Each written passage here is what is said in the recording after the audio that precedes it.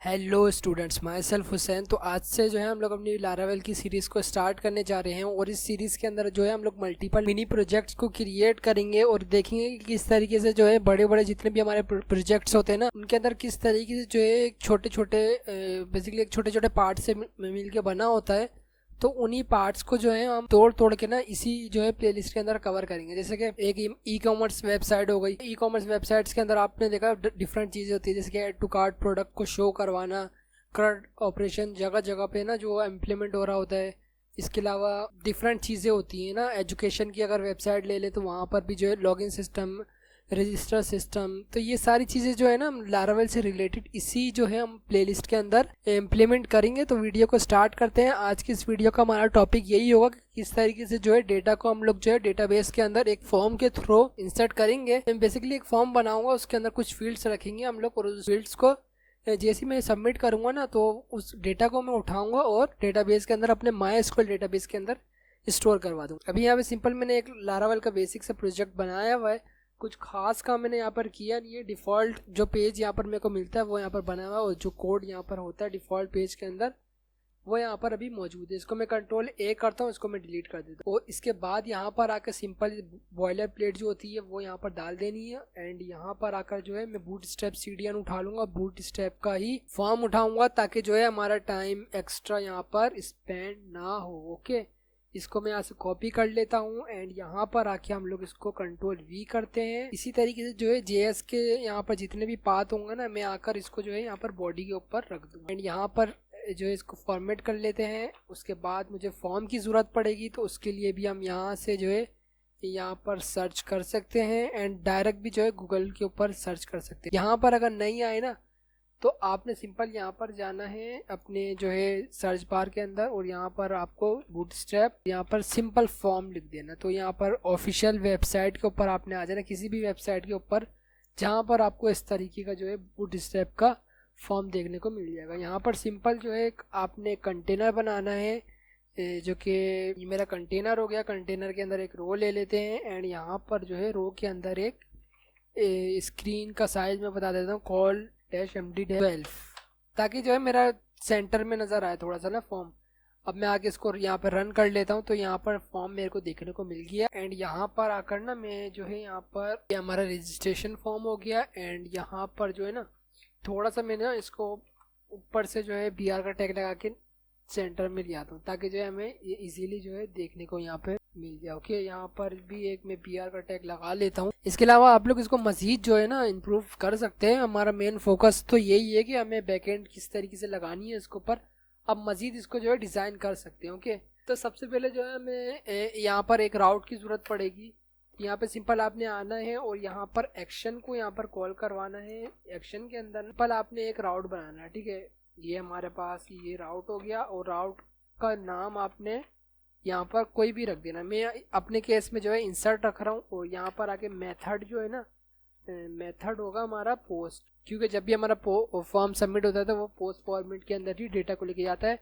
और लारावेल अगर यूज़ कर रहे हैं ना तो उसके लिए आपने यहाँ पर @CSRF, ये जो है हमारे पास डेटा को प्रोटेक्ट करता है फॉर्म के, तो ये लगाना ज़रूरी है। अगर ये ना लगाए ना तो ये फॉर्म सबमिट नहीं होगा, तो इस चीज़ का ध्यान रखना है। बटन टाइप सबमिट होनी चाहिए।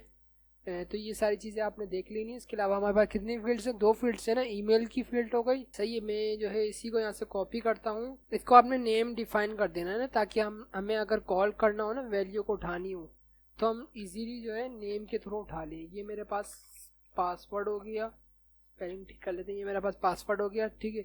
और इसके अलावा ये मेरा बटन, ये 3 चीज़ें रेडी हो गई। अब मुझे क्या करना है, ये वाला राउट क्रिएट करना है। अपने web.php के अंदर आते हैं। मैंने ये ऑलरेडी यहाँ पर बना के रखा हुआ है इंसर्ट का, इसी पर जो है मैं इसको ओवरराइट कर देता हूँ। कंट्रोल-C करते हैं। इसको आप सेम नाम भी रख सकते हैं, अलग अगर रखना चाहें वो भी यहाँ पर रख सकते हैं, ठीक है। अब मैंने यहाँ पर बताया कि भाई आपको ये राउट मिलेगा किधर, कंट्रोलर की क्लास के अंदर ना। तो ये कंट्रोलर की क्लास मेरी वही वाली क्लास है जो कि बाय डिफ़ॉल्ट हमें लारावेल बनाकर देता है। आप अगर चाहें तो अपना खुद का भी जो है कंट्रोलर बना सकते हैं। यहाँ पर जो है हमारे पास कंट्रोलर मिल जाता है। अगर आप चाहें तो यहाँ पर बना भी सकते हैं। मैं यहाँ पर PHP आर्टिसन मेक और यहाँ पर जो है सिंपल कंट्रोलर मेक कंट्रोलर और कंट्रोलर का नाम मैं यहाँ पर दे देता हूँ होम सिंपल होम दे देता हूँ, ठीक है। तो इसने मेरे पास देखना होम डॉट PHP के नाम से जो है कंट्रोलर को क्रिएट यहाँ पर मेरे पास कर दिया।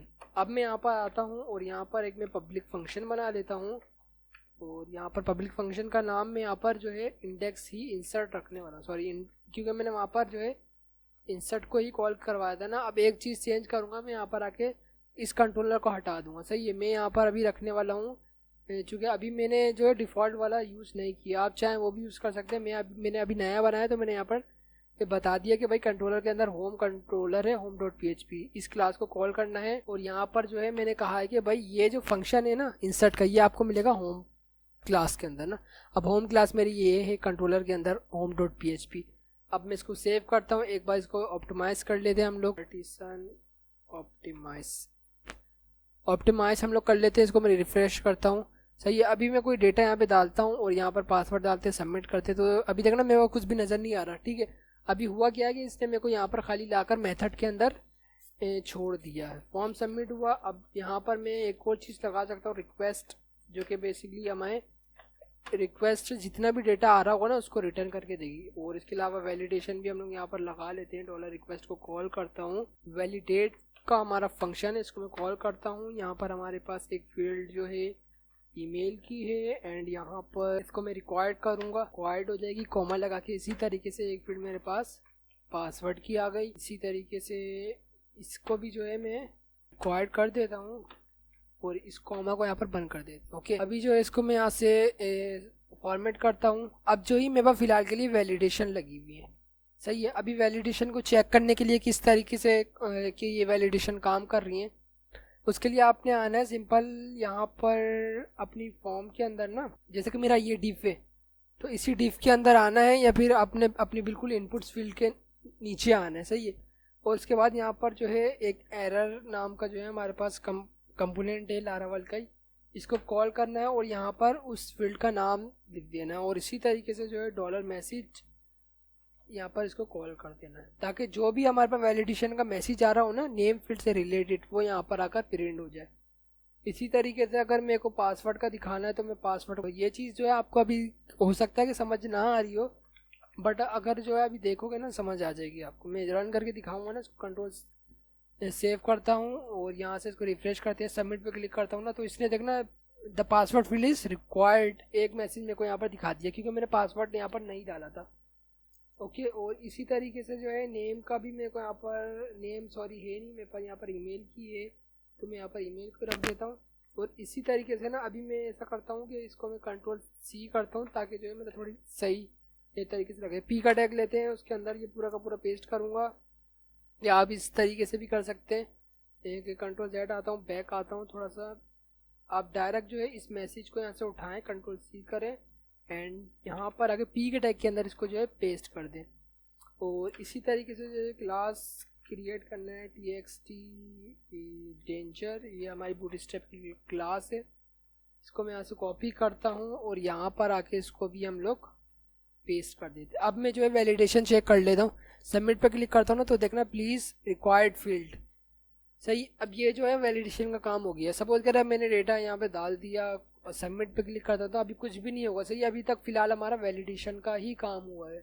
अब मेरे पास क्या चीज़ है कि भाई मेरे को इन दोनों फील्ड से डेटा लेना है और डेटाबेस के अंदर स्टोर करवाना, ठीक है। उसके अलावा मेरे को ना एक चीज़ की ज़रूरत पड़ेगी माइग्रेशन की ना। उससे भी पहले मैं यहाँ पर अपनी env फाइल के अंदर आता हूँ और यहाँ पर हमारे पास डिफ़ॉल्ट जो होता है ना डेटाबेस का नाम, यहाँ पे आप देख सकते हैं, ढूंढ लेना, ये रहा DB नेम एग्जाम्पल ऐप, ये ना हमारे प्रोजेक्ट के नेम के हिसाब से ही डिफ़ॉल्ट में ही ना सेट कर देता है। तो यहाँ पर इसको अगर चेंज करना चाहे तो ये हमारे डेटाबेस का नाम होगा। यहाँ पर आके माइग्रेशन को क्रिएट कर लेना है, जैसे कि मैं यहाँ पर आता हूँ PHP आर्टिसन में एक माइग्रेशन, यहाँ पर आपने क्रिएट लिखना है और अंडरस्कोर के साथ माइग्रेशन का नाम, जैसे कि मैं यहाँ पर लिख देता हूँ यूज़र्स, सही है। यूज़र्स लिखता हूँ तो इसने देखना माइग्रेशन को यहाँ पर क्रिएट कर दिया। उसको देखने के लिए आपने डेटाबेस के अंदर आना है, माइग्रेशंस के अंदर, और सबसे लास्ट में जो है हमारे यूज़र्स की माइग्रेशन यहाँ पर क्रिएट हो चुकी है। डॉलर टेबल के अंदर आओ यहाँ पर, और मैं यहाँ पर जो है एक स्ट्रिंग टाइप का जो है एक कॉलम यहाँ पर बनाऊंगा, जिसका मैं नाम यहाँ पर रख दूंगा ईमेल, सही। ये हमारे डेटाबेस का कॉलम होगा, समझो ये मैं टेबल बना रहा हूँ। ओके, यहाँ पर दूसरा मेरा पास कॉलम जो होगा वो यहाँ पर पासवर्ड का होगा। इस केस में ना मैं कैपिटल ही रख देता हूँ पहला वर्ड, क्योंकि ये मेरे अलग है ना, ये मेरे कॉलम के नाम होंगे। ये दो चीज़ें मेरे पास कवर हो गई। माइग्रेट भी जो है इसको आप इजीली कर सकते हो। उसके लिए आपने सिंपल क्या करना है, टर्मिनल में आना है,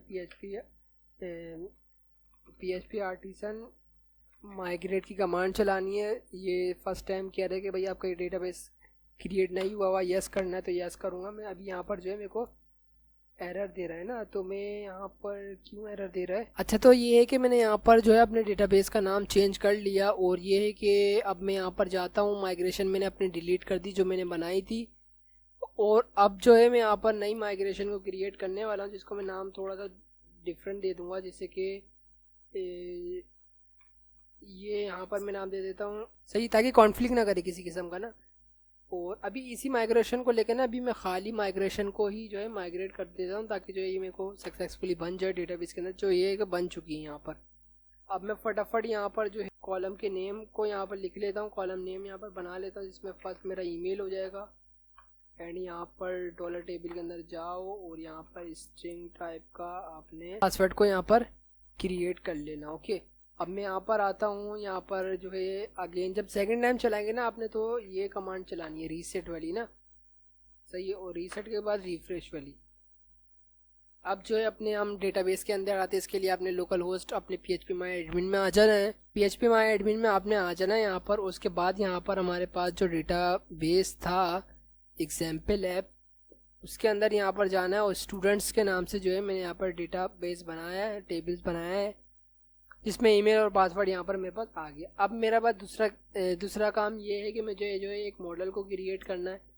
उसके लिए जो है मॉडल क्रिएट कर लेते PHP आर्टिसन मेक, और यहाँ पर मेक मॉडल, और मॉडल का नाम जो है ना मैं यहाँ पर कैपिटल में देने वाला हूँ, लेकिन स्टूडेंट ही रखने वाला हूँ। ओके, यहाँ पर मैंने स्टूडेंट यहाँ पर रख लिया, और यहाँ पर आई होप के क्रिएट हो गया होगा, चेक कर लेते हैं। ऐप के अंदर मॉडल नाम का यहाँ पर फोल्डर होता है, ये रहा, तो यहाँ पर जो है स्टूडेंट्स के नाम से ये क्रिएट हो चुका है। ओके, अब यहाँ पर जो है एक्स्ट्रा जितनी भी चीज़ें मैं यहाँ पर क्लोज कर रहा हूँ, स्टूडेंट्स वाले को भी, सारी ये फाइल्स को मैंने यहाँ पर क्लोज कर दी हैं। अब सिंपल मैं यहाँ पर आता हूँ, और यहाँ पर पाथ को हम लोग ऐड कर लेते हैं। यूज़ ऐप के अंदर जाओ, और ऐप के अंदर मॉडल्स नाम का एक फोल्डर है, उसके अंदर स्टूडेंट जो है उसको आपने कॉल करना है, सही। इसको मैंने यहाँ पर कॉल करवा दिया। अब मुझे क्या करना है कि भाई स्टूडेंट के अंदर रिकॉर्ड को ना इंसर्ट करवाना है, तो उसके लिए मैं यहाँ पर आऊँगा डॉलर रिक्वेस्ट, और यहाँ पर मेरे को स्टूडेंट को कॉल करवाना है, तो स्टूडेंट को मैं यहाँ पे कॉल करवाऊँगा, और यहाँ पर डबल आपने ऐड करना है। यहाँ पर सिंपल क्रिएट फंक्शन होता है, और जिसको यहाँ पर आपने कॉल करवाना है। इसी तरीके से जो है अब यहाँ पर जैसे हमने ऊपर वैलिडेशन लगाई हुई थी ना, यहाँ पर हमारे पास लेफ़्ट साइड पे जितना भी होगा ना, जितने भी कॉलम्स होंगे वो हमारे डेटाबेस के कॉलम होंगे। अब यहाँ पर ना आप लोग बेसिकली वो फील्ड यहाँ पर डालनी है जो कि हमारे पास फॉर्म से आ रही है। तो फॉर्म से जितनी भी हमारी फील्ड आ रही है ना, तो वो हमारी इस केस की तरह है ना। तो सिंपल आपने इसको लिख लेना है, और यहाँ पर सेकंड फील्ड हमारी पासवर्ड की है, और यहाँ पर डॉलर रिक्वेस्ट के अंदर जाना है, एंड यहाँ पर आके आपने पासवर्ड को ले आना है। ओके, तो कंट्रोल एस करता हूँ, इसको सेव करते हैं, एंड यहाँ पर एक बार जो है मैं इसको ऑप्टिमाइज़ कर लेता हूँ। अब जो है हम लोग अपने प्रोजेक्ट की तरफ चलते हैं, उसको रन करके देख लेते हैं काम कर रहा नहीं कर रहा। डेटा इंसर्ट करता हूँ, डेटा यहाँ पर एंटर करता हूँ, पासवर्ड डालते हैं, सबमिट करते हैं। तो ये यहाँ पर जो है अभी ऐड ईमेल फिलेबल का इशू आ रहा है। ये भी एक तरीके से अच्छी बात है, अभी आ गया, तो ये है कि आपको बता दूंगा। तो इसके लिए अगर जैसे कोई भी आपको इशू आ रहा हो ना, आप फिलेबल क्रिएट करने का तरीका आपको नहीं पता होगा, सिंपल आपने आना है, अगर फिलेबल का मसला आ गया, कोई भी इशू आ रहा है, एरर आ रहा है, यहाँ पे डालो, 2 मिनट में वो आपको बता देगा। बेसिकली आप मॉडल के अंदर फिलेबल आपने क्रिएट करना होगा, तो सिंपल यहाँ पर उसी को कॉपी करेंगे हम लोग, और यहाँ पर आपने मॉडल के अंदर आना है, और यहाँ पर जो है मेरा इसको मैं क्लोज कर देता हूँ, और सिंपल यहाँ पे आना है ना अपने, और यहाँ पर इसको मैं ऑप्टिमाइज कर लेते हैं एंड यहाँ पर आके ना मैं इसको रिफ्रेश करता हूँ तो यहाँ पर ना अभी ये कह रहा है कि email does not have default value ना, मतलब अभी ईमेल के अंदर कुछ जा नहीं रहा है यहाँ पर ना। तो यहाँ पर अभी मैं आता हूँ और यहाँ पर चेक करते हैं कि बेसिकली यहाँ पर यहाँ पे आपने करना क्या, अपनी नेम और ईमेल फील्ड को जो है रिप्लेस कर देना। जैसे कि यहाँ पर ईमेल था हमारे पास, एक केस में हमारे पास ईमेल था और एक केस में जो है यहाँ पर पासवर्ड था। और इसके अलावा ना आप लोग यहाँ पर $टेबल और इसी के साथ यहाँ पर आके ना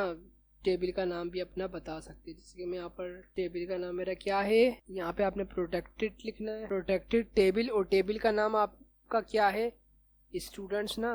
तो ये है कि आपने स्टूडेंट्स को कॉपी करना है एंड यहाँ पर इसको रख देना, सही है। इसी तरीके से जो है इसको हम लोग ऑप्टिमाइज़ कर लेते हैं एक बार। ये कभी कभी इशू आता है फिलेबल्स वगैरह का ना, तो इस चीज़ से आपने घबराना नहीं है, बल्कि एरर को निकालना है और उसको देखना है क्या रीजंस की वजह से जो है वो एरर आ रहा है।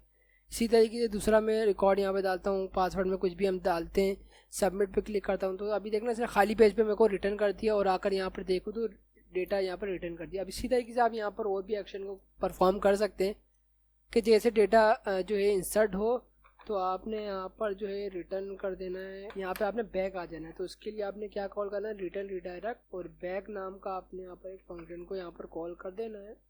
इसी तरीके से अगर मैं यहाँ पर आके अगेन कोई एरर यहाँ रिकॉर्ड यहाँ पर डालूँ, सबमिट करता हूँ तो रिकॉर्ड डालेगा और वो बैक आ जाएगा वापस उसी जगह पर। आके चेक करता हूँ तो यहाँ पर देखना 3 वाला रिकॉर्ड यहाँ पर आ चुका है। तो उम्मीद है जो है आपका जो कॉन्सेप्ट होगा आज की वीडियो का क्लियर हो गया होगा। तो मिलते हैं नेक्स्ट वीडियो में, 3 पार्ट और कवर करेंगे जिसमें हम लोग जो है बाकी के प्रोसेस देखेंगे। इंसर्ट का आज देखा, बाकी के तीनों के process delete, update and select का कॉन्सेप्ट जो है हम लोग इंशाल्लाह आने वाली वीडियोस के अंदर देखेंगे। तो मिलते हैं नेक्स्ट वीडियो में, तब तक के लिए अपना ख्याल रखना, अल्लाह हाफिज़।